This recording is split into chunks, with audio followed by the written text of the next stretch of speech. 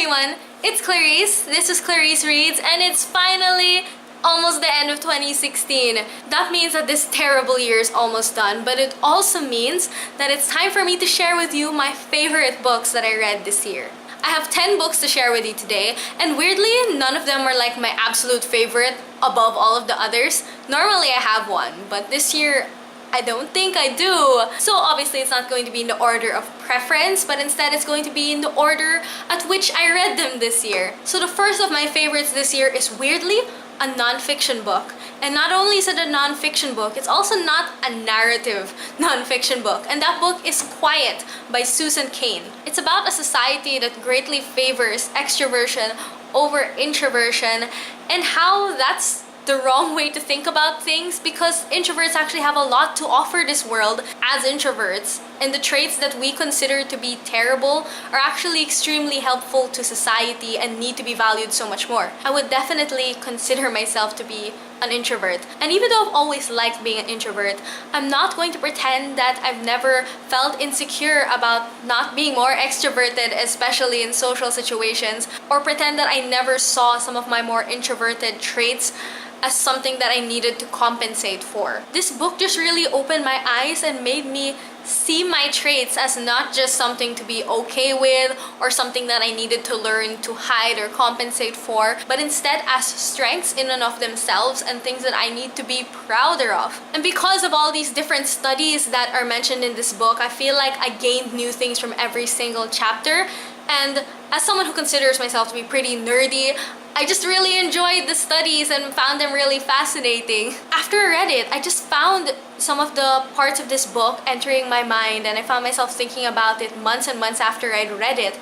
And so I had to consider it a favorite after that. This next book, I kind of had a feeling that by the end of the year I'd be mentioning it in this video just based on the genre and based on what I knew of it before going into it. And that book is A Song for Our Bond by Guy Gavriel Kay. I won't talk about this too much because I already have a full review of it, which I will link on the screen. But it's a novel set in a high fantasy version of medieval Provence in France. And it's a book that deals with war and love and music, among other things. I loved a lot of parts of this book, which I explained more in my review. But my favorite part of this book is the world building. It was just so easy for me to get immersed in the setting of this world. And the culture in this book was just so rich, yet by the end of this book, I felt like I really knew the place. I felt like I understood the culture and the different religions and the traditions of this place, as well as the general atmosphere of it. And it's just a standalone book, so I'm always amazed when fantasy books are able to have like really rich settings and they're standalones. The next book on this list is not actually a book, but a series, and that is the Old Man's War series by John Scalzi. This year I managed to read the first 3 books in the series, namely Old Man's War, The Ghost Brigades, and The Last Colony. So out of these 3, I would definitely say that my favorite is the second one, which is The Ghost Brigades. Generally, it's a military science fiction series that follows intergalactic wars and colonizing of planets, and it's really cool. But there were just so many things that I loved about this series. First of all is John Scalzi's humor, which I found really showed through in the characters, especially John Perry and especially in the first book. But aside from that, I just really enjoyed the fascinating world and cultures, because in this series we're introduced to a lot of alien races, but especially in the second book, you aren't just detached from those races, and they're not just these races that you're fighting, because you're also able to learn about their culture and their beliefs and even their religions, which I found really, again, fascinating. I also found the technology really fascinating, but I really like how we were not only able to see how this technology worked and how they used it, but especially in the second book, we were also able to see how that very technology could be compromised. The series also brought up a lot of fascinating, again, discussions relating to the possible politics of intergalactic relations and wars, as well as the ethics of certain actions and even technologies. Basically, this book was everything I loved about science fiction because it explored lots of different worlds and It dealt with a lot of interesting technology and it really made me think. But I feel like because of the way it's written and also because of John Scalzi's humor and because of his characters, that this is a series that anyone could enjoy even if they don't really enjoy science fiction. So I'm so glad that I got around to the series this year and I look forward to finishing the series maybe in 2017. Next is surprisingly another non-fiction book, and that is The Thrilling Adventures of Lovelace and Babbage. It's actually not completely non-fiction, though it's mainly a non-fiction book about Charles Babbage and Ada Lovelace and their work on the Difference Engine. The Difference Engine is actually a piece of technology that Babbage designed that could have been the first computer if only he'd ever gotten around to building it. But the fictional part of this book is that it includes lots of little comics that imagine what it could have been like and what adventures they could have gone on if they had built the Difference Engine and if that had been the first computer. As you may know, I am currently taking up computer science at university, so maybe I'm a bit biased, but I love this book. I just couldn't stop smiling while reading it. First of all, just look at how cute those comics are. But also, it was just so fascinating, again with the word fascinating. And on a personal level, it was just nice being able to see Ada Lovelace working on computers and programming and loving what she's doing. You can see how much this resonated with me as a future software engineer who genuinely loves what she's doing, even though some people can't seem to fathom the idea that a girl could be good at and love programming. So I love this because it's like one of the first programmers, or possibly the first programmer ever, was a girl. And that's great. But even though I keep going on and on about how I love this because of my background in computers, I don't think you need to have that to be able to enjoy this book. I feel like if you enjoy sci-fi and learning about fictional technology, you're still going to find this book really fascinating. I mean, the author is an animator, but yet you can feel her passion and her interest in this topic through the pages. I can't wait to reread this book, and just so you know, it's technically a graphic novel, though it's definitely way wordier than the usual graphic novel because it has lots of pages that are just words. But I think it's great, and I hope that a lot more people read this because I don't hear about it very much. Next is another comic, and that is Elmer by Jerry Alangilan. I also have a full video review just dedicated to this book, so I'll leave a link to that on the screen. But it's basically a graphic novel from the Philippines about a world wherein chickens have suddenly become an intelligent species alongside the humans. It was again extremely, word of the day, fascinating just being able to see the chickens and the humans and how they interacted and what sort of society formed from this, racism and all. But it was also a surprisingly emotional read because it's told from a very personal account instead of just from an outsider's view. Obviously, I really enjoyed this. And luckily, even though it's a book from the Philippines, unlike a lot of the other books from the Philippines, I think you can order this on Book Depository. So if it sounds interesting to you, I hope that you pick it up. This year I managed to read a good number of new Brandon Sanderson books. And since Brandon Sanderson is my favorite author, it wasn't likely I would make it through this video without mentioning him. So the next of my favorite books this year is Words of Radiance by Brandon Sanderson, which is the second book in the Stormlight Archive series. I don't think I can properly explain what the series is about because there's just so much that's going on and I don't totally know where it's headed. But just know that it's a super epic high fantasy series. The 2 books that are out so far each have 1,000+ pages, and the next 8 or so books that are going to come out are probably going to be just as long. I actually read the first book, The Way of Kings, in 2015, and even though I really enjoyed it, and the world was so interesting, it definitely felt like a first book. This second book, on the other hand, it's even longer than that book, but I feel like something crazy was happening every single page. Just to illustrate to you how much I enjoyed reading this book, as I mentioned, it's over 1,000 pages long, but at one point I read like 45% of it in one day.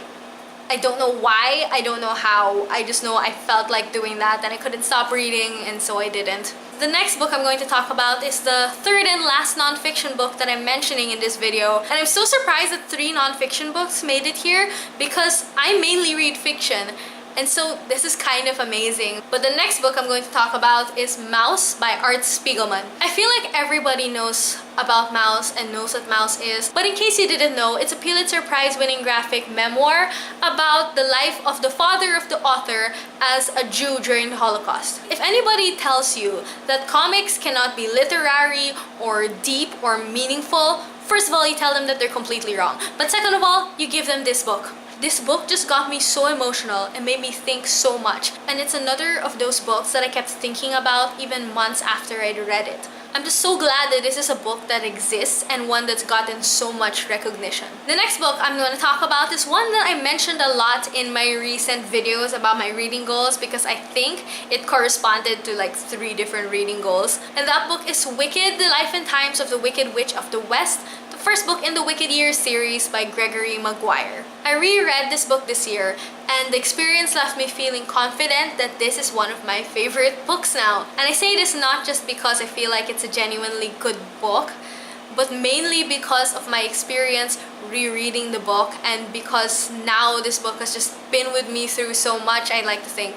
I talk about my experience rereading this book more in my Goodreads review, so if you want to see that, I'll link it down below. But I'm just so glad I reread this because I really wasn't able to appreciate all the best parts of this book when I read it when I was younger. The world is so complex and so dark. I also enjoy how this book really made me think because of all the discussions that were brought up dealing with the ethics of certain actions or the nature of good and evil. It's one of those books that I think you get more out of rereading regardless of how bad your first experience was reading it. So I'm definitely looking forward to rereading this book again in the future, and I'm hoping to get more stuff out of it then. Moving on to the next book on this list. It's another fantasy book, and I don't think it's a surprise that I've mentioned so much fantasy on this list, but anyway, that book is The Lies of Lockemora by Scott Lynch. I'm actually currently reading the second book in this series, and I'm currently a third of the way through, but let's just assume that I won't finish this by the end of 2016 anyway. But either way, the first book